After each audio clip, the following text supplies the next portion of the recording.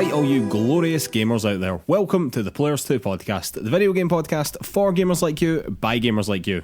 You can find PlayersToo on all the social media, that's Facebook, Twitter, YouTube, Instagram, the lot. You can also find our written content over at PlayersToo.com, that's PLAYERSTOO.com. And if you could take 5 seconds to give us 5 stars over on Apple Podcasts or wherever you get your podcasts, it really, really helps us out. It does a huge amount for the exposure of the show. And while you're over there, if you could leave us a little review as well, you would be an absolute legend to us. And thank you so much to anyone that's already done that for us. It really genuinely does mean a lot, and it really genuinely does help us out. Alright, and on with the show. My name is Mark Henderson. With me, as always, Mr. Lewis Camley. How's it going, Lewis? It's going very well, Mark. Good to see you again.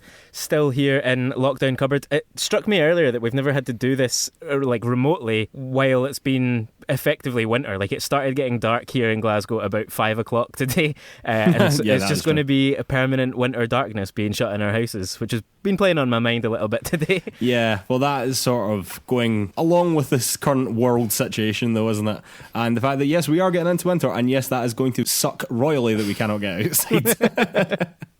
But Lewis, what have you been playing this week? Basically just more of what I was playing last week, Mark. So I'm continuing with my progression of Hollow Knight, and any of you who have played the game will know I will be doing this for weeks and weeks on end, so I will only give proper updates when anything particularly dramatic has happened. But I've just reached the Mantis Lords. I keep getting thrashed. That's about as much as I can update you on, effectively. Oh man, it's hard. And speaking of hard, the other game that I've been playing is more of Mario Galaxy as part of the 3D All-Stars collection. I've almost finished the game now, Mark. I think I've got one biome, so to speak, still to unlock, which is kind of the final one, do the boss rush at the end. There's then, obviously, because it's a Mario game, various other challenge stars that I could go back and collect and that kind of thing, and I might do some of them. But the difficulty spike in the most recent area that I'm in has been fairly substantial, and it's all to do with the controls and the camera. I don't remember being as frustrated by a quote-unquote modern video game to quite this extent. Now, obviously, it's not a very modern video game, right? It's whatever it is, 13 years old, and it's ostensibly been remastered, although it just definitely hasn't been. They haven't done anything to tidy that stuff up, and it means that on certain levels it can be punishingly hard. I have found, and it might just be me, it can be nauseating to play at times because of the way that the camera, often it feels like it is moving against you, like the way that you would want the camera to shift in a certain scene, it goes in the total opposite direction, and that then affects which way you move when you press the stick in certain directions. Yeah, so the orientation of the camera also matters to the orientation of the directions on the stick. Think about what it feels like often to play swimming sections underwater in games, which this has in spades, and they're not great, but it can feel like that in other parts of the game as well, which shouldn't feel like that. That's all really negative. As I said last week, the game is fantastic. When it's good, it's really, really good, and the ideas for the different levels and the way that it makes subtle changes to give you an extra star and ergo an extra reason to go back to levels that you've already been in is fantastic. And playing it, I have so much joy at certain moments. But there was one boss fight in particular that I was doing last night that probably cost me close to 12 lives, something like that. Like I was basically nearly dead and needed a game over and a restart. It wasn't difficult. I knew from the first second what I was supposed to do. It was your classic get close to it, jump on top of it, bounce on its head 3 times and kill it. But it introduced this spring mechanic that between the spring and the way the controls work with that and the way the camera works, oh my god, Mark, oh my god. It was driving me insane. This is motion controls. This is classic motion controls. It's not even just the motion controls though, because the motion controls in the general gameplay are pretty simple. It's really just about hoovering up stars. You don't have to think about it too deeply, but it's the fact that the camera is this semi-fixed, semi-flexible thing. It's so hard to explain. You almost have to have hands on sticks to grasp what I'm getting at. If anyone's listening and feels like I'm being completely idiotic and just missing something, I would love for you to get in touch. As I say, I've nearly finished it. The game is nearly done and I have enjoyed it, but I think I might need to take a little Mario break between this and then what will probably be Mario 64 next that I play from that collection. It's interesting as well that you chose to start with this one, which I would have thought would have been one of the worst ones to play because of the motion controls. Although a lot of people love Galaxy, yeah, like 100%. But I thought you would have went through the games chronologically. Why did you choose to start with Galaxy? I was playing it with my flatmate, and when we went to start playing it the first time, we both kind of said, Galaxy is, well, for me 64 was still the one that I wanted to play the most because of the nostalgia, but I think we both felt Galaxy would be the most fun because it's the most modern and the closest to Odyssey, which maybe was a mistake. I will be playing them all anyway, so it doesn't really matter too much. As long as there isn't a substantial quality gap between Galaxy and 64, then it shouldn't feel too problematic, but I think I need to take a step away from Mario right now once this one's in the bag. Is the wee Italian plumber annoying you? Is he annoyed you? It's not him, it's Nintendo. It's ever. What about you, Mark? What have you been playing? Well, Lewis, I have just been continuing my playthrough of Bloodborne, and oh man, it's taxing.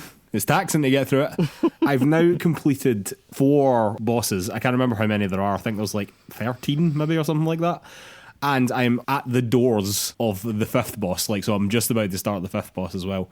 Oh man, it's hard, and I know that it's only going to get worse, and it's really, really punishing, and if you fuck up real bad. But what I will say about it is that because I am playing it, I think, better this time round, and I'm playing it with more confidence, and I'm feeling better about my playthrough in general, and I have some hope at this point, particularly because of how many hours I've now sank into it, that I will finish the game. Your kind of standard enemies, your kind of run-of-the-mill enemies, aren't very problematic now. I feel as if I can take on, even in a group, even if you get yourself into a slightly hairy situation, I can usually deal with that now. Whereas last time when I tried to play this, when I got in situations like that, I would just panic. It would just be dead, and I would be flapping about all over the place, and I wouldn't be doing the right things. Whereas now I'm kind of approaching it far better, and the way that the game almost certainly should be approached. So I'm finding traversing the world a lot better, which I think has generally improved my gameplay, because even in my first attempt to play through it, it was intimidating just to walk through the streets, whereas now I'm feeling like, okay, I have to go over here to do this thing,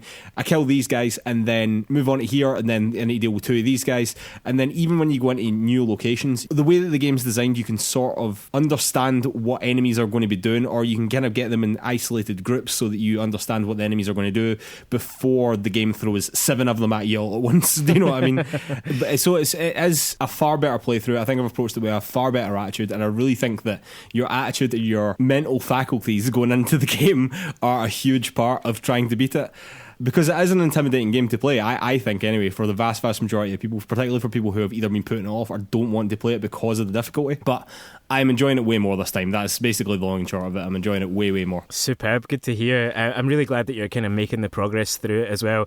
And I've got to admit, having just moaned about finding Mario difficult, I feel a little bit absurd because you're ploughing through Bloodborne. So difficult for different reasons. Difficult for different reasons, Liz. But yeah, man, I'm really enjoying it. I'm very glad that I actually decided to go back and play it as well. It's been something that's always been niggling me in the back of my mind, that it's a game that I bought and I started and I never completed. And there are very, very few of those games in existence that I bought and played and never completed. So I definitely want to finish this one, and I'm probably just going to sink as many hours into it as it takes, to be honest with you, for me to get good enough to actually do it. But I definitely feel as if I'm on the path. You know what I mean? I feel as if I'm on the right path, and I can dare to see the light at the end of the tunnel at this point, you know? Good stuff. Well, Lewis, on that note, I think it's time for the news. All right, and news item number 1. Cyberpunk 2077 has gone gold, Lewis, but not before they announced that they would be ordering a mandatory 6-day working week on the lead up to launch. Now, this was brought to light by Jason Schreier over at Bloomberg, and this is particularly notable because CDPR had promised Jason Schreier to his face last year that they would not be introducing mandatory crunch, which is exactly what this is. This mandatory 6-day week is an additional day of crunch that everyone under contract has to do now. The game's initial release date was April the 16th, and then that was delayed until September the 17th, and is subsequently now set for release in November the 19th. So the game has already been delayed multiple times. In response to Jason Schreier's tweet about this, and obviously being quite negative about the fact that they are now introducing a mandatory day of crunch, after having been promised that they wouldn't do that, CDPR's studio head Adam Badowski responded with this statement. These last 6 weeks are our final sprint on a project we've all spent much of our lives on, something we care for deeply. The majority of the team understands that push, especially in light of the fact that we've just sent the game to cert, and every day brings us visibly closer to shipping a game we want to be proud of. This is one of the hardest decisions I've had to make, but everyone is well compensated for every extra hour they put in. And, like in recent years, 10% of the annual profit our company generates in 2020 will be split directly among the team. So it is also worth pointing out that in Jason Schreier's article, his sources from CDPR have said that there are already multiple people working nights and weekends and have been doing so for over a year. So this announcement is only for a mandatory 6-day week. However, these people have been crunching for well over a year. This is only making it mandatory in the run-up to launch. This is not to be mistaken for they are only crunching for this short run-up period. They have been crunching for over a year, and they are making it mandatory on the short run-up period to the game. So, Lewis, Cyberpunk 2077. I am extremely excited about this game. Had they announced that the game had gone gold and none of this had come up, I would have been extremely happy. I would have been over the fucking moon. But this sucks, man. This sucks all the time. I just want to be unhindered in my excitement about this game. But it's just sadly not the case. Like, it just puts a bit of a shitty spin on a game which I know that I'm going to play and I'm going to love and is going to be great. Like, I have almost no doubt in my mind about that. But this just taints it, you know? Absolutely, it does. I mean, this has generated so much heat online, and gaming Twitter has been a bit of a nightmare around this issue over the last few days. But fundamentally what we're talking about here, as you've, I think, very clearly outlined there, this isn't just a bit of extra paid overtime, which all of us with jobs, with deadlines, we all have to do that sometimes. It happens. No one is suggesting that a video game company can be different to every other company on earth and can absolutely timeline everything to perfection and guarantee 8-hour days, 5 days a week, and that's it. But this is a problem because of the way it's been handled, really. It feels like to me, the fact that they sought out Jason Schreier originally, I mean, even in his tweet himself, he says they approached me for an interview. They wanted to announce that Cyberpunk wouldn't have mandatory crunch. So they wanted to make a big scene out of that. They wanted to make that statement about themselves in this game, and they've had to go back on it. Then when you find out that actually there has been crunch, maybe not mandatory crunch, but for a long time, and this is formalising it effectively, even if it's just for 6 weeks, it's still 6 days a week for 6 weeks, possibly or almost certainly longer hours than anyone would normally work. So I just think it's just the same problem that other studios have faced and that we've been critical of, and CDPR don't get a pass just because they might be better than others at this, or, you know, good at working around it, and obviously everyone's getting paid because that's Polish law, but it doesn't kind of matter, you know? Yeah, well, that's sort of what I want to get into now. As you said, Twitter has been ablaze with hot takes on this. However, some of the arguments that I see, I just find so incredibly frustrating. Like the argument that, oh well, I have to work overtime lots on my job, so it's not a problem for you to work overtime. But my response to that is, so what? Like, that doesn't mean anything. Like, that doesn't make it right in your job either. Yeah, do you know what I mean? It's not as if that gives them a pass to be shitty to the CDPR people who are, by all accounts, probably struggling quite a lot. And it certainly sounds as if Jason Schreier's sources were struggling quite a lot. And also, I would highly doubt that overtime, even if it was mandatory, would last for over a year. So that is the culture that is there, that these people are working non-mandatory overtime for over a year to try and get this done. And that is what a culture of crunch creates, you know? Yeah, that word as well, Mark, I don't think it couldn't be laboured enough. It is about culture. It is not, whenever we or anyone talks about crunch, it is so much more and so much deeper than just paid overtime or unpaid overtime or some extra hours. It is about the culture of your working environment. And if you happen to work in a place, if you're one of the people making this argument that, like, well, I have to do overtime, so why shouldn't anyone else? Well, fair enough, you have to do overtime, but if it felt like the culture of your organisation that you can't go home when you want to go home and you have to work weekends even if you've got family stuff going on or whatever, that's no good, and you would want out of that culture, so you shouldn't be open to it or supportive of it in an industry that we all want to love, you know? Yeah, well, exactly, and that actually very neatly brings me on to my next argument, which is, well, that's just the way things are, and if you don't like it, then you can get out and get another job.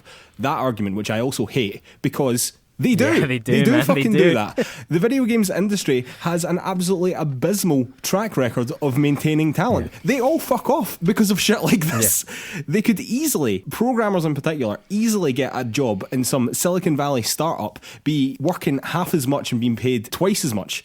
They do leave, and it's precisely because of this, because their culture in video games is so bad and is so dependent on crunch, and they are not well compensated enough, and then they depend on things like bonuses, which the studio head guy was referring to, like 10% of the profits go back into go back to all the employees. But they shouldn't have to rely on that. They should be getting a good enough salary that they don't have to depend on that. And to be honest with you, if they had to go through all this crunch period, they should be getting that anyway. Like, that shouldn't be some beacon to be held up of like, look how good we're doing. It's like, well, they should be getting some of that. Do you know what I mean? They've been breaking their backs for ages, years, literally years, working non-mandatory overtime to get this game produced. The least you could do is give them a fucking bonus. Do you know what I mean? Exactly. Couldn't agree that to more. me was just like a total nothing statement. And as I said, the video games industry has an absolutely abhorrent record of hanging on to talent at all levels. And this culture is a huge reason why.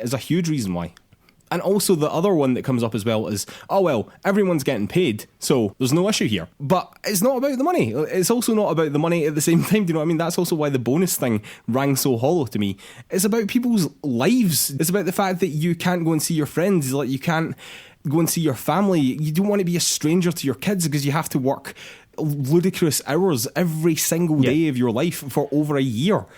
You want to be able to get a good night's sleep without impending terror of having to go up and having another miserable shift. It's about life. You don't live to work. I know it's like an old, sad fucking saying, but you don't live to work. You work so that you're able to do shit in your real life that you want to do. You want to spend time with your family. You want to spend time with your kids. You want to spend your money in ways that are of benefit to you. You just don't want to be spending your whole life, as I said, breaking your back so that your board and your shareholders can make unimaginable amounts of money and then give you a 10% cut as if everything's all fine and dandy now.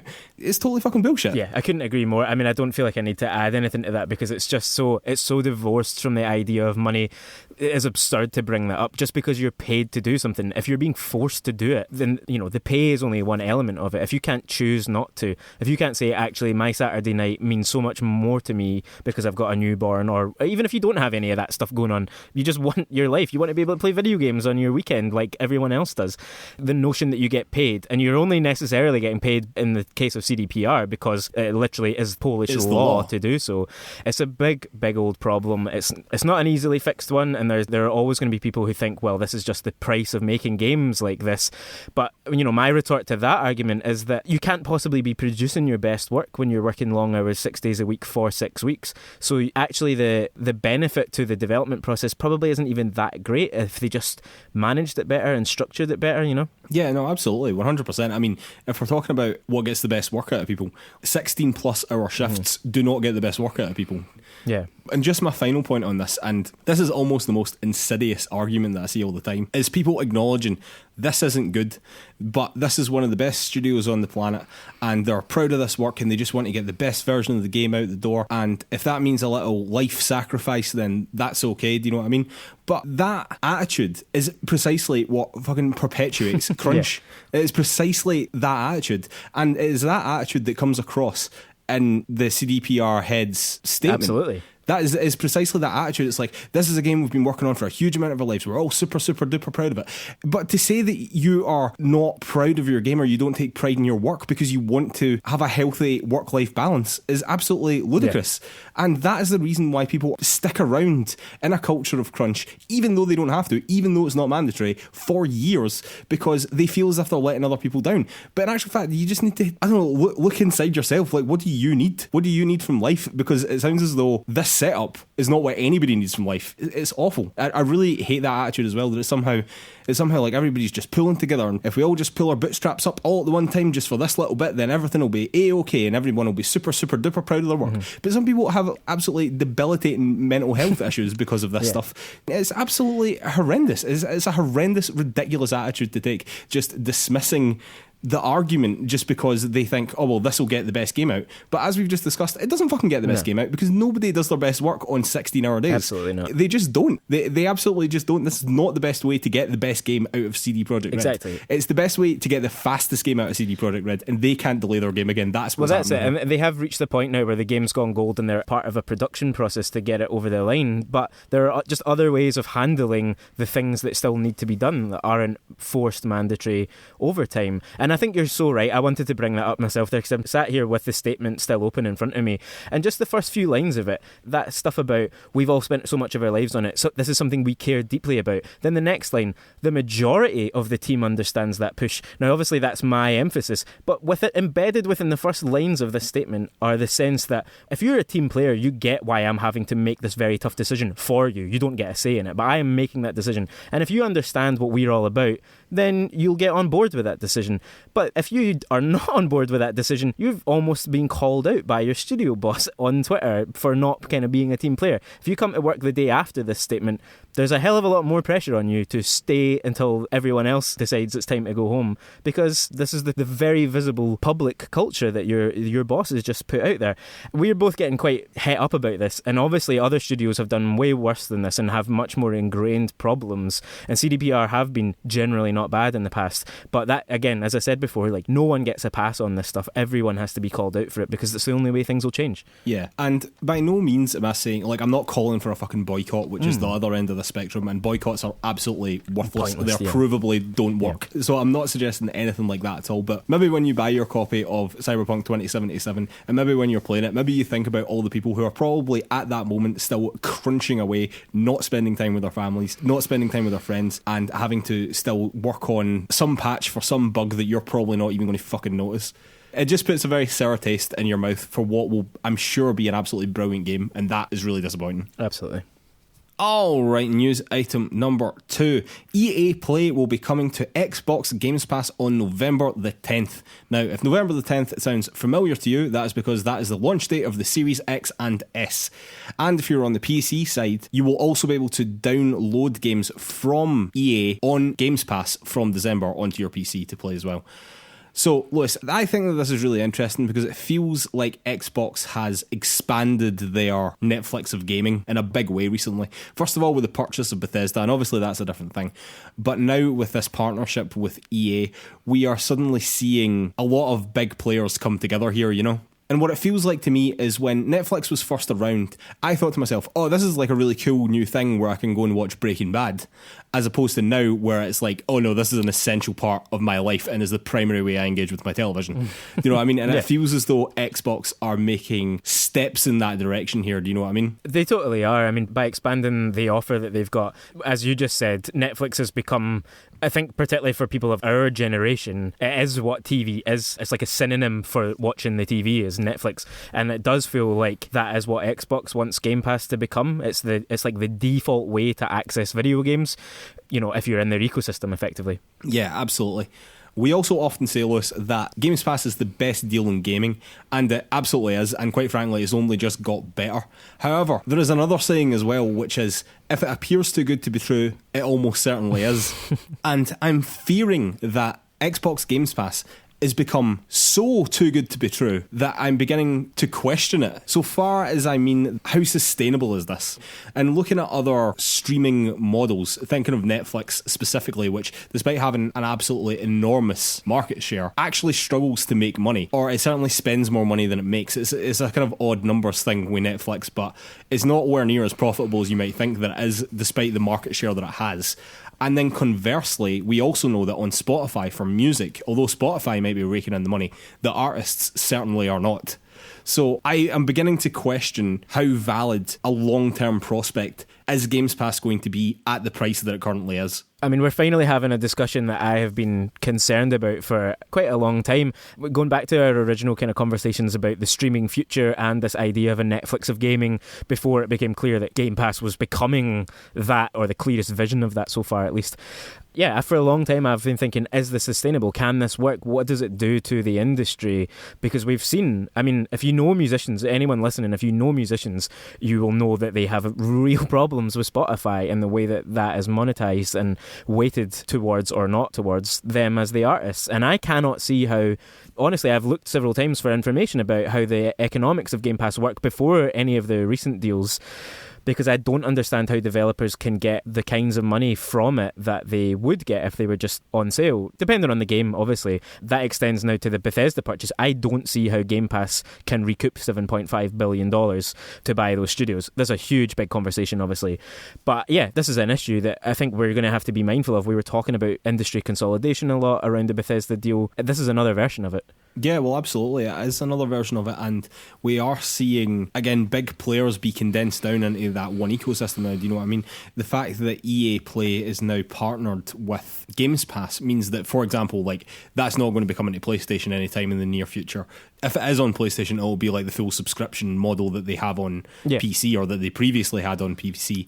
But now on Xbox, it will be just part of this thing that you pay for, and you'll just kind of have it, you know?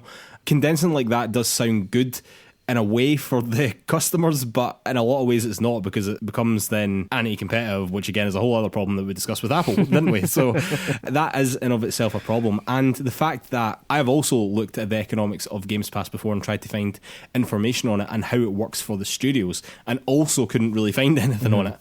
So Xbox aren't being very transparent about that financial side of it all, which is also concerning to me. You know what I mean? And obviously this just goes into the bigger Xbox business as well. Do you know what I mean? So you'll never really know the nuances of exactly how much they are making on Games Pass unless they publicly reveal that.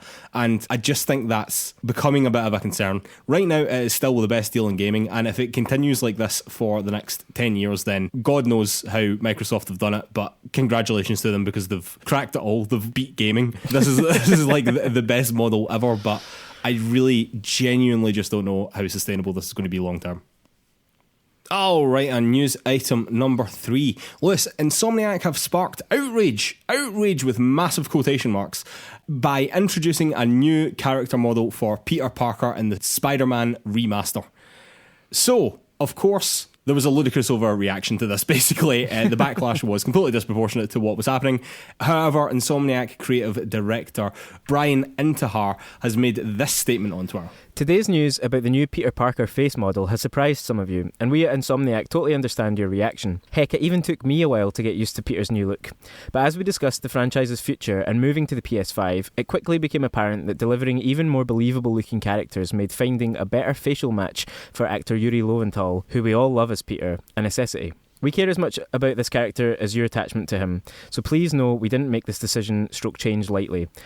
As we did throughout the development of Marvel Spider-Man, we'll continue to read your comments, listen, and always be looking for ways to improve every facet of the game. At the same time, I hope you can trust us that this decision is what we feel is best for the future of the franchise and our upcoming goals for this beloved Marvel character.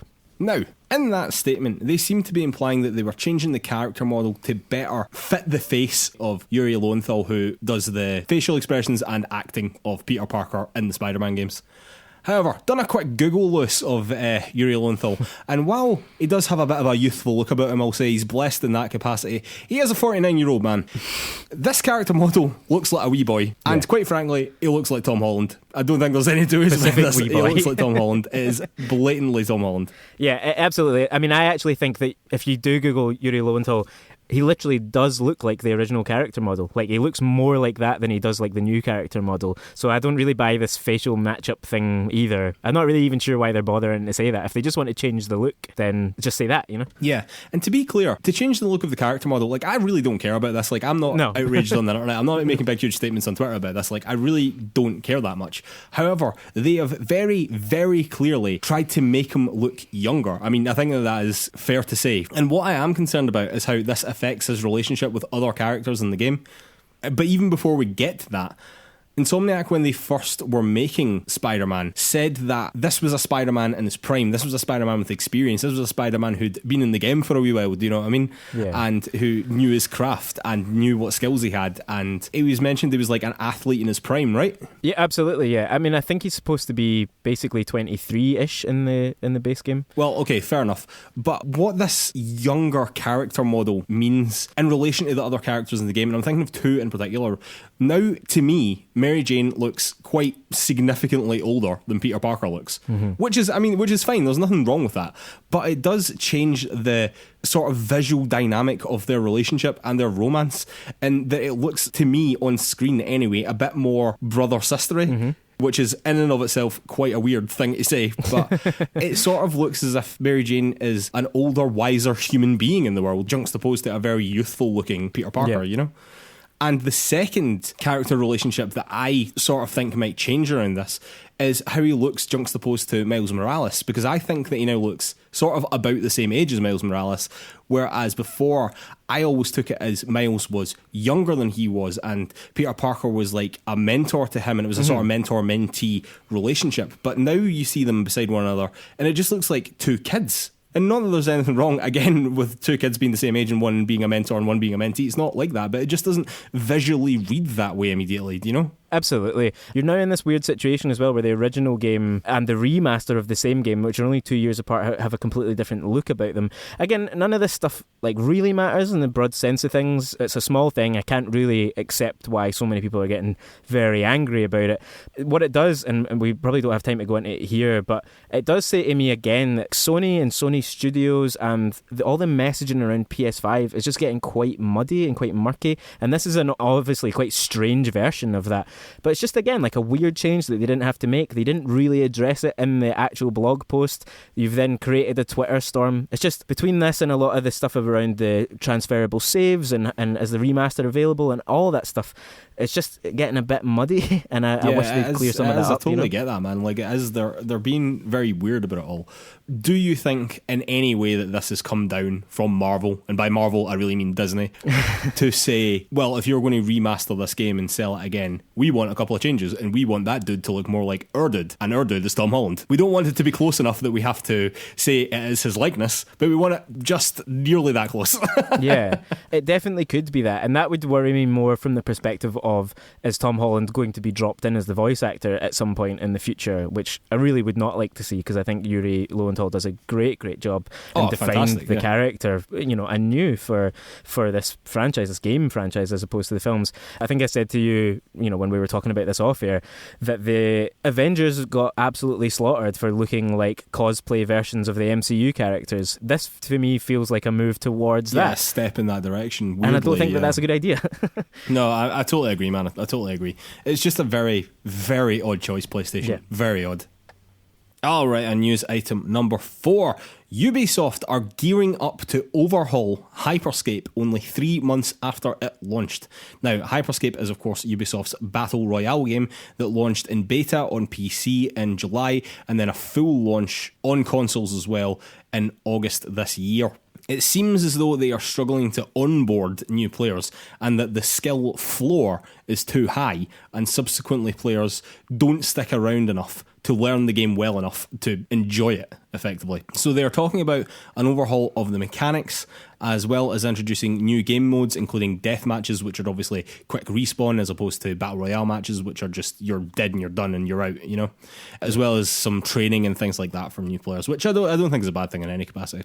They also seem to be lacking long-term goals quotes for the players that did stick around, so they are also going to be introducing a ranking system and generally other reasons for players to stick around long-term. They've also talked about how they are going to be restructuring their team into, quotes, cells, which is apparently something that worked really well for the Rainbow Six Siege team, which is obviously thriving even now, so long after its release. However, it seems to me like this is a lot of stuff they should have either already known or learned from the beta. This seems a bit strange. For example, like the fact that the skill floor is too high and you're struggling to onboard players and you're losing players quickly, I would have thought would have been learned from a beta period, you know? And some stuff I feel as if they should also already know. Like, for example, like to keep long-term players around and to keep long-term players engaged, having a ranking system is a really good way of doing that. And that's been around for forever. There's also some things that you could have already learned from your own games, like Rainbow Six Siege, that if supporting service games like this is better done in a cell-based team structure that you know works with Rainbow Six Siege, why wasn't this one like that in the get-go? And they are now trying to retroactively again make the game work, which is sort of what happened with Rainbow Six Siege. Like Rainbow Six Siege had a really rough, rocky launch, and they managed to turn that around in a big way, which is great. And also you could argue that Fortnite's success and ability to pivot hard when it needed to was a huge factor in its success. So I suppose what I'm asking you is, do you think that Hyper Scape can turn it round after what was a promising beta period, but in actual fact a pretty lackluster launch when it came to consoles? I think that it can be turned around, because I think basically any game can, in theory, be turned around. Now, for games like this, obviously the issue is maintaining an audience throughout that transition.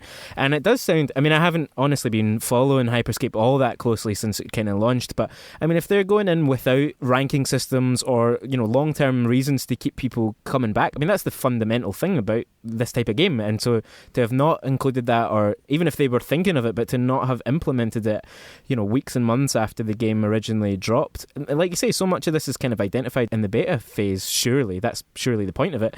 It's a strange one. I think it can be turned around. Ubisoft can obviously do that, but yeah, it's kind of fallen flat, and there's enough games around for people to be trying that I don't know if they'll stick with it, Yeah, they seemed a bit late to this particular party. I felt as if the market was already saturated by the time they arrived, So I wonder how long they will try even and stick around. But it's interesting to see what will happen when they try, because we do know that Ubisoft can do this. They've proven that they can do this with Rainbow Six Siege. So it will be very interesting to see what comes of Hyper Scape, and also to see just how much they retroactively changed the game, which I think is a bit of a double-edged sword. Like, as we were saying about Fortnite has changed massively since it was originally launched. It wasn't even a Battle Royale game when it originally launched, and is now one of the most successful games ever made. But sometimes you can change the fundamentals of what a game is too much, can't you? Absolutely. To the point where the people who were initially onboarded and did love the game the way it was to begin with are then alienated from what the game becomes. Totally, yeah. You can leave behind the fan base, absolutely, particularly if these things take too long to do. So it's a precarious moment for them, but I hope for the players who are enjoying it that they get it right. All right, and finishing off as we always do with a couple of shout outs. So, first podcast of the month, or at least first podcast that we recorded this month. It means free games, Lewis. It means free games. And on your PlayStation Plus subscription, you are getting Don't Nod's Vampire and Need for Speed Payback. On Xbox Games with Gold, you are getting Slay Away Camp, Butcher's Cut, Made of Scare, Sphinx and the Cursed Mummy, and Costume Quest. I genuinely don't know why Xbox still bother with us. It is madness. Like, make Games Pass cheaper for a week or something. Like, just don't bother with us. Like, who is like gasping for these games? It's so strange that they continue to do this. There must be somewhere in their terms and conditions that they have promised to do Games with Gold for a specific amount of time, and they don't want to give up on it just yet. All right, Lewis, shout out number 2. Crash Bandicoot 4, It's About Time, has come out this week. It's currently sitting at an 86 on Metacritic, which is a very respectable score indeed. Generally, it seems to have been very well received. Some criticism seems to be that the controls are a bit floaty by today's standards, and some of the levels are incredibly difficult because of that, effectively. But I suppose that when you're trying to recreate that PlayStation 1 vibe, you're not really doing much innovating, are you? You're sort of doing the same thing again and just making that fresh and new feeling for a new generation of gamers. And to be honest, as long as you're doing that, I don't really care if the controllers are a wee bit floaty, and I don't really care if they're not really innovating. That is exactly what I want from a new Crash Bandicoot game, and I will be playing it at some point, almost certainly. Good stuff. Yeah, I was wondering whether you're going to pick it up. Exactly as you say, it sounds like the game that fans have been clamouring for. I don't know why you would try and change that formula too much, because that's when you end up getting terrible reviews and fan backlash and no one enjoys it. So, just make an updated, upgraded version of the original games with a new, seemingly quite, exciting story and gameplay mechanics and stuff. Yeah, they've done a great job. All right, listen, shout out number 3. Star Wars Squadrons has also come out this week. This is the Star Wars dogfighting game. Currently sitting with an 81 on PC, a 78 on PS4, and an 81 on Xbox. Now, this has also been generally well received, although the scores are a little bit more tepid. It seems as though perhaps the story is a bit underwhelming, and perhaps the multiplayer that obviously it would have been leaning on doesn't have quite as much there as you would hope. But again, ultimately, who really cares about Metacritic scores? It makes you feel as if you're flying an X-Wing, which is fucking awesome. And apparently the VR portion of the game, despite the fact that it wasn't designed entirely to be a VR game specifically, actually works really well and seems to have pleased the VR fans. So I really don't think you can ask for too much more of this game. And honestly, I thought it looked really cool. I thought it looked great. I'm kind of glad that it's done all right, Exactly, yeah. It could have been a total flop, but it seems to have gone over well, so good stuff. Alright, shout out number 4. FIFA 21 has also come out this week, Lewis. In fact, today as we record this, it is currently sitting at a pretty underwhelming 73 on PS4 and 77 on Xbox. Again, it's the same complaints time and time again, Lewis. There's very little innovation in the gameplay. or in the game modes. The game could easily have been a service-esque update to the previous game. It is marred again by predatory microtransactions, pay-to-win microtransactions, and all that business is still there because that's what actually makes them fucking money. And the game will sell like hotcakes, almost certainly, so none of this will change. And I feel as though all of those criticisms could have been levelled at FIFA for the past 5 years and not been terribly inaccurate. No. And it's just the same thing again and again and again and again. That's how it goes, Mark. That's how FIFA works, basically. I know, but I just wish they would do something, you know. It's such a big franchise. It's such an important franchise to so many people, you know. Yeah. I just wish that they would do something new and exciting and Totally. maybe slightly less predatory. Do you know what I mean? Like, I mean, even 100%. that, just a wee bit less predatory would be quite good. On the predatory part, absolutely. And there's always a chance that for the next gen version next year, they'll try a bit harder. It will be interesting because PES have done that seasonal update, as you were saying, that kind of service style thing. So maybe if that ends up doing better this year, then, I mean, it won't do better than FIFA, but doing well critically as compared to FIFA, that could be quite an interesting moment. Alright, and shout out number 5. There has been a new Smash Brothers Ultimate character announced, Lewis, and it's Steve and Alex from Minecraft. Now, this has been rumoured for a very, very, very long time indeed, and in actual fact, I was reading an article that suggested that this was in the works for over 5 years, which lends those rumours some credibility, I suppose. But this is really good to see, and if Smash is a celebration of gaming in a game, which I definitely believe it is, these guys definitely deserve a place at that table, so I am very glad that they are there. So far, the reaction to the characters has been a bit tepid, but I mean, it sort of is what it is. The game is quite old at this point, but it's nice to see that they are still delivering the characters people want to see, you know.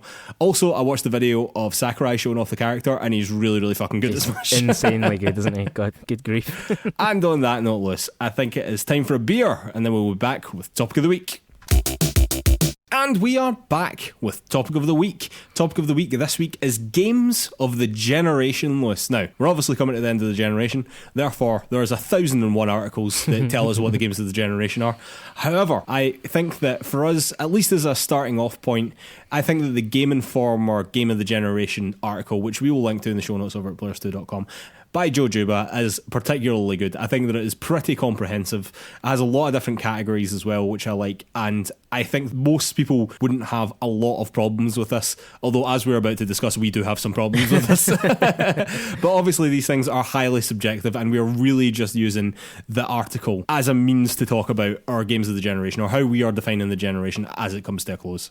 So, Lewis, the top tier, as defined by Game Informer and Joe Juba. So this is the best of the entire generation. And these are The Last of Us Part 2, The Witcher 3, Red Dead Redemption 2, Legend of Zelda Breath of the Wild, and God of War. Now, I don't have anything bad to say about any of those games. Yeah, I mean, quite simply 5 of the best games of the generation. I'm sure people could quibble over whether they would all feature on their own personal top 5 list, but as a summary of the best games that have come out in the last, 6 years, it's hard to argue with most of those. Anything that you think is missing particularly? No, not really. I'm trying to think as I'm speaking here, but I don't think that there's much that would supplant any of these games, you know? There's definitely things that for me might be a better game, or that if you've got certain tastes might be different, but to me, those are pretty solid. Have you got something in mind? Not overly, to be honest. No. I actually think they've done a fantastic job here, and this is why I think that this was a good starting off point, because at least at the crux of it, I agree with Joe Juba here about what is generation-defining games. Yeah. And I think The Last of Us Part 2, I think The Witcher 3, I think Red Dead Redemption 2, Legend of Zelda Breath of the Wild, and God of War are easily some of the games with which I will define this generation. Yeah. One of the interesting things that you actually brought up to me is that The Legend of Zelda Breath of the Wild is obviously a Switch game, and it's not the end of the generation for Switch. Yeah. The Switch will continue for years and years to come, and yet it has been included on this list. So what do you make of that, I suppose? I think for the purpose of this conversation, it would be meaningless to exclude Breath of the Wild. So totally I'm kind of rationalising it to myself as pretty much all of the Switch games that appear throughout this list would more or less be on this list anyway, even if the Switch has another 3 or 4 years to go, unless some truly, truly incredible games get released for the Switch in the meantime. So, you couldn't have a conversation about the best games of this quote-unquote generation without including Breath of the Wild on it for me, so it sort of has to be there. I totally agree, man. I totally agree. And I think how I am defining this generation anyway is between the old Xbox and PlayStation hardware and the new Xbox and PlayStation hardware. That is how we are defining this generation. Yeah. Alright, after that list was story driven. So this was the best story driven games that defined the generation. And Jojo has went for Her Story, Hellblade, Senua's Sacrifice, What Remains of Edith Finch, Kentucky Route Zero, and Disco Elysium, which again I think are 5 very strong picks. Very strong picks indeed. Absolutely. I mean, well, I've played 4 of those 5 games. I suspect you've played almost all of them as well, except Disco Elysium, right? Yeah, and What Remains of Edith Finch is one of those games that is on my list to get through before the generation ticks over. So, I mean, I own it. I've just never got around to playing it. We should say, obviously, some of these games transcend different categories, and you could easily say that some of these games deserve to be on the first top list. Tier, and again, we're going to go down into like first persons and open worlds and whatever. So a lot of these games could easily end up in more than one category. But the way that they've done this, it's basically one game to one category. And if you're in a category, you're one of the games of the generation. So shut up and let somebody else have a go. Yeah, you've earned your spot, because obviously, like a game like God of War is very narrative driven, and you could see its place here. But they've kind of focused in on games here that are their story. That there isn't too much more to it than the message that they're trying to get across. Any of them stand out to you as being not quite deserving? Not that they're not quite deserving, I wouldn't say that. I do think that these are genuinely strong 5 picks, but talking about games that are their narrative, I genuinely think Life is Strange 2 could easily have a seat at this table. Yeah, talking about Her Story, talking about What Remains of Edith Finch in particular, I think that they are, for me anyway, probably the weakest. Even though I've not played Disco Elysium, I fully understand that was absolutely sensational and truly unbelievable. Yeah. Like, I understand this even though I've not played it. So even from the ones that I have played, I would say that Her Story and What Remains of Edith Finch, despite both being great, and I would highly recommend anyone go and play either of them, they're fantastic, but I could easily see Life is Strange 2 in there over either of them, to be honest with you, because to me that is of a similar calibre. After that list, your favourite category, first person shooters. In this category, Call of Duty Modern Warfare, Destiny 2, Titanfall 2, Doom Eternal, and Half-Life Alyx. One thing I will say before we get started in here, Half-Life Alyx, the only VR game in this, great to see it here, because I think that what it's done for VR is sensational, and I think that if it were missing from this list, that would be a real shame. So I'm really glad to see Half-Life Alyx there. Yeah, absolutely, yeah. This list is your list, really, Mark. I've not played any of these games at all, and to me, they're the obvious list in some senses, but maybe that's just the nature of first-person shooters. Well, it's interesting because obviously we're going to come on to fierce competition category, which involves a lot of shooting at people. But in terms of first-person shooters, I suppose a lot of these are the obvious choices. It's interesting that they've went for Call of Duty Modern Warfare, the most recent Call of Duty game. I mean, is that substantially better than the one that came before, or the one that came before that in this generation? And it's interesting as well, they've went for Doom Eternal over Doom 2016. And if we're talking about games that defined this generation, is anyone really going to think that this generation was defined by a Call of Duty game? You know what I mean? I mean, it simply isn't. Yeah. For me, that is a relatively weak pick. Despite the fact that it's obviously a hugely popular game this generation, I'm not sure that I would really be defining the generation by it. However, Titanfall 2, fantastic to see that there. Destiny 2, I think it has to be there almost by default. And Doom Eternal and Doom 2016 definitely deserve on here. Obviously, they're not doing sequels. They're not doing both Dooms, but I think that they easily could have been on this category, both of them. After that list is intense action. In this category is Uncharted 4, Monster Hunter World, Control, Resident Evil 2, and Bloodborne. 5 very different games there, I would say. Yeah, absolutely. Different games, some very classically, action games. A game like Resident Evil 2 is obviously much more of a kind of survival horror game.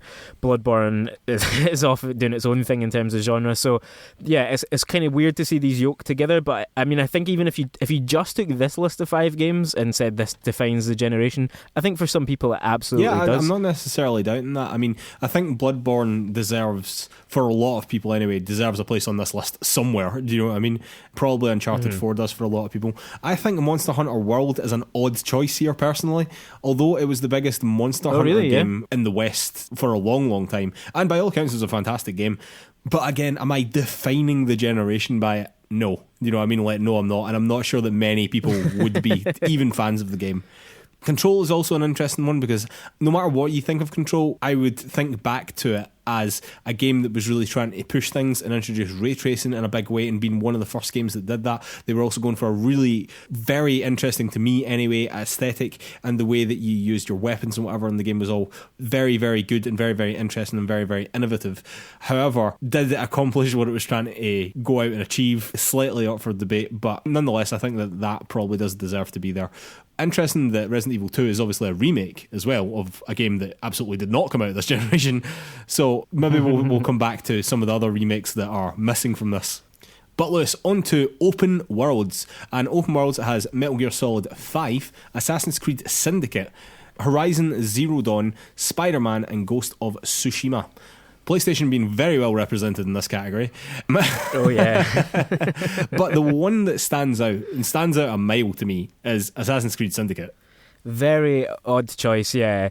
I think it's the last Assassin's Creed game from before they took a pause and effectively rebooted what that franchise is as a series of games. That's because people were fed up with that version of Assassin's Creed. They were so sick of it. I mean, I guess for some people, maybe that's their favourite, or it's just one that stands out a lot. It feels to me like it probably defines Assassin's Creed of that era very well. In a certain sense, that to me defines the previous generation. Like that style of, middle-age Assassin's Creed game is so indicative of what PS3 and Xbox 360 were about to me that I don't feel like Syndicate belongs on a list of this generation's games. I sort of agree, Lewis. I think that's totally right. I think that in terms of Assassin's Creed this generation was defined by the fact that they took pauses between the games and decided to do a soft reboot of the series. That is what will be remembered about Assassin's Creed in this generation. And the two games that did that were Origins and Odyssey. I find it very strange, baffling almost, that you would choose Syndicate over the both of them as games that define the generation. Even open worlds that define the generation, you know what I mean? It's very, very strange to me. Another one that I would say is a bit of an odd choice and maybe a bit of recency bias, I think would be fair to say, is Ghost of Tsushima. Now, you've just finished playing Ghost of Tsushima. Yeah. I've not long finished playing Ghost of Tsushima. Do you think you'll be defining this generation by Ghost of Tsushima? No, it's not a really groundbreaking game. It's certainly not really groundbreaking in its open world for me. Some of the action and the set pieces and the gameplay, I mean, is its fantastic, open world looks absolutely beautiful and stunning and fantastic. I'm not saying anything bad about the open world, certainly, and it's not doing anything overwhelmingly interesting, I don't think. Do you know what I mean? Like, at least Horizon Zero Dawn, which I think could be accused of the same thing, had like mechanical dinosaurs to go and fight. Like that was mad within the world, you know what I mean? And they were big, they were so much bigger than you, and it was almost like a tiny little boss fight anytime you had to engage with any big creatures like that, you know? Yeah. So I think that was doing much more with its own world. Ghost of Tsushima, a fantastic game, and again, I would highly recommend anyone go and play it, but I'm not entirely sure it is entirely deserving of being on this list. No, me either. Metal Gear Solid 5 absolutely deserves to be on a list of generation-defining games for me. Oh, sure. But interesting to put it in here in the open world thing, because as much as it is an open world, you don't really play the game in that way. I think it's an interesting statement there about what an open world can constitute. But for me, there are other open world games that, have an argument for being on here as well. Like, the one that keeps coming to my mind is Shadow of Mordor. And not that it's vastly different from something like Horizon or Ghost in terms of its, or certainly Assassin's Creed in terms of its open world setup, but it introduced some interesting new things, and between that and the Arkham series, they really kind of defined what those games became as well. One that I would say, Lewis, which I'm surprised you didn't bring up, is The Outer Wilds, which I think is heinously missing from this list, because that game is its open world, and it was fantastic. It was absolutely fantastic. Absolutely. And also, if we're including remakes like Resident Evil 2, I think the empty, beautiful world of Shadow of the Colossus definitely has a shout in there. Oh, definitely. More than a shout, absolutely, yeah. A good pick, that as well. Next category is Old School Charm, which is badly named as far as I'm concerned, because this is clearly the indies category. Yeah. And consists of Hollow Knight, Celeste, Axiom Verge, Undertale and Cuphead. Now, I think that they are 4 pretty bloody strong picks, but it also leaves a lot of room for other indie games that have been missed, I fear, For example, I think another game that is also of a smaller scale that is missing from this list that I know that you absolutely loved is Baba Is You. And if that is going anywhere, it has to go here. Well, I think between here or there's a section coming up named Mindbenders, which it could absolutely fit into as well. Yeah, great shout as well, yeah. I think this is almost the key thing, I think, to say about this whole list, is that list of 5 indie games, effectively, they are so crucial central to this generation. Certainly Celeste and Hollow Knight and Undertale for a lot of people. But my broader point there was just going to be that, to me, in a lot of ways, other than those top tier games that we listed at the start, indies have defined this generation to a huge extent. For me, personally, not necessarily for everyone, but the kind of breadth of smaller games that we've started to see creep into some of these other lists here as well, it's just been phenomenal, and that is my takeaway from this generation, first and foremost. Yeah, man, I don't necessarily disagree with that at all. So I've also written down, like, Into the Breach here as well. What a fantastic game that was as well. They could easily fit in this category.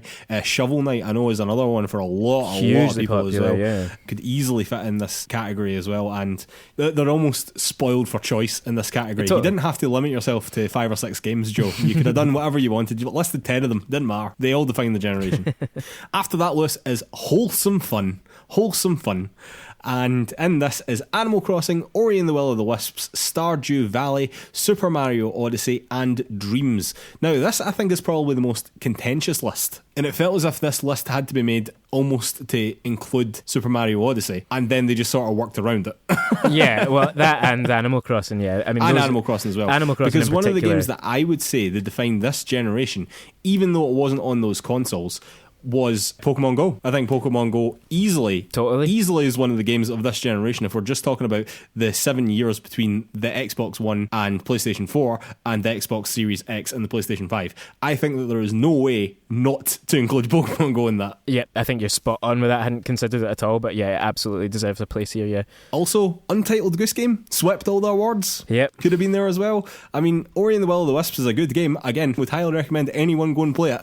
But is it as good as Untitled Goose Game, or is it as good as the industry thought Untitled Goose Game was? I'm sort of surprised that it's there. Another one as well for me is definitely Overcooked. Overcooked is the most wholesome, fun game I've played maybe in my life, and I feel a wee bit annoyed that it's not there, to be honest. Not always the most wholesome language while we're playing that, though, which is, which might count against it. I mean, there's even things like Nintendo Labo, which I don't think for a second I'm going to say defines the generation, but in terms of wholesome fun, there's a lot going on there that, and that was a big moment when it got released.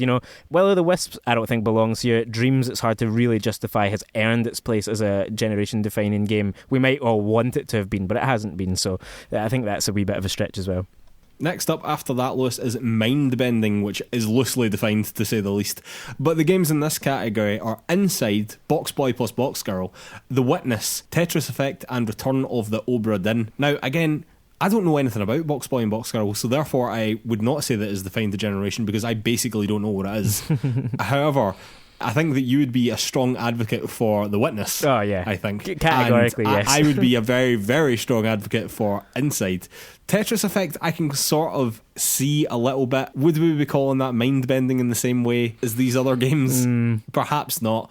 But overall, I think that this category is good. Honestly, I sort of like that Tetris Effect's there, because that really sort of blew up for a while. Exactly, yeah. And I think that it was a really interesting way to obviously iterate on what is a very old game, to do it in such a interesting, fun way, Absolutely, yeah. Next up, Lewis, is JRPG Journeys. In this category is Fire Emblem Three Houses, Dragon Quest XI, Persona 5, Kingdom Hearts 3, and Final Fantasy VII Remake. Now, I don't think that there's too much wrong from this category, to be completely honest with you. However, I personally don't think that Kingdom Hearts 3 defines this generation in the slightest. No. I think that it was very much a previous generation game, and this was just a sort of finale for all those fans. To be honest with you, I didn't really rate the game very much in the first place, but I think that two games that are badly missing from here is Nier Automata, yeah, I knew you were going to say that. Yep. Definitely one of the best games of this generation, without a shadow of a doubt. And I would also say Octopath Traveler is probably the truest old school JRPG that I have played this generation, and I don't think either of them would be missing from that list at all. Yeah, you're totally right. Yeah, big games to be missing from that, absolutely. Lastly is Fierce Competition, which focuses very much on online games. These are Overwatch, Apex Legends, Fortnite, Rocket League, and Super Smash Bros. Now, I don't necessarily have a problem with any of those games on there, and I think a lot of people would define the generation by the games that are on there. However, not to have PUBG on this list when two of the games themselves have been defined by PUBG is absurd to me. Like, it's absurd that PUBG is not on this list. I don't even particularly like PUBG, but to say that that game has not defined fierce competition in this generation is madness. Also, I think that fighting games are generally underrepresented here as well. I think that Tekken 7, the best-selling Tekken ever, Mortal Kombat 10 and 11, I preferred 10 personally, and Injustice 2 could all easily have been here, and were all fantastic fighting games, and particularly the NetherRealm Studios ones, which also combine story so interestingly with the games. We've sort of done story in fighting games like no one had done before, and I really think that is very, very interesting. Do you know what I mean? And one of the things that would draw me to the competitive games here. And also, I think a shout out has to go as well to Dragon Ball FighterZ, just because that game looked like you were playing the fucking anime, and that was awesome. Incredible visuals. Yeah, just to back up your NetherRealm point there, I mean, that has, I think, changed fighting games probably going forward. I think you'll start to see that version of storytelling be the kind of dominant mode of storytelling in fighting games. So for me, Mortal Kombat 10 in particular probably is a generation defining game. Yeah, I just wanted to give it a shout out just before we stop here to some other ones as well. Like, for example, Sekiro and Death Stranding we've not even mentioned once, which were two fantastic games. I was talking about open worlds. I think Death Stranding is again defined by its open world. Yeah, you know what I mean? Yeah. So that's quite an interesting one as well. Like, even if you didn't love the game in and of itself, like if we're defining the best open worlds of this generation, like I think it would be hard not to bring up Death Stranding in that conversation. And in terms of like tense action, I'm not sure that it got much tenser than Sekiro did in this generation, you know what I mean? Even juxtaposed to Bloodborne, obviously also a From Software game. Maybe they just didn't want to put two From Software games in at the same time, I don't know. But also, like I mentioned, other ones like Into the Breach, Untitled Goose Game. I also think Dead Cells like absolutely blew up for a while. Absolutely, Night in the Woods, Firewatch, XCOM 2 I think is a really strong shout that has been missed, which was an absolutely fantastic game, and in terms of RTS games might be one of the best ever. It's just been sort of missed, you know. So again, obviously the list isn't comprehensive, and we did just use it as a jumping off point to talk about what games we think were the best of this generation. But ultimately what I think, talking through all those games, I think that this generation has been absolutely fucking brilliant. In the history of gaming, like I genuinely think this has been one of the best. And as you said, not only have we got like fantastic AAA titles like God of War and The Witcher and Last of Us Part 2 and whatever you think the big AAA defining game is of this generation, Bloodborne, whatever it is for you, we also have like an abundance of smaller AA Hellblade sized games, Outer Wilds sized games, even down to the indies, your Celestes and your Hollow Knights and whatever. Like, it's just been such a fantastic generation, from the biggest budgets in the world down to the tiniest budgets in the world, down to your Baba's U's, you know what I mean, down to your two-person teams. Like, it's just been a superb 7 years. Yeah, couldn't agree with you more there, Mark. As you say, some incredible top-level games that will change the industry forever going forward. But yeah, I think we've seen even games made by one person. I think we've seen games that are student projects that have been, you know, fed a bit of cash and beefed up, being released, and they are generation defining games, and they will affect game development going forward. Yeah, it's been an incredible generation. We've still got some great games to come. I mean, I can't imagine that we won't be talking about Cyberpunk's open world on this list in a couple of weeks' time, and, you know, absolutely, and that kind of thing. So it's been such an abundance of riches this generation. It's been fantastic to be part of it. We should probably at some point do a more definitive list of our generation defining games specifically, but I think Game Informer's list here, bar one or two odd inclusions and one or two bad misses probably, is a really great summary of some of the best designed games of the last 6 or 7 years. Absolutely, man.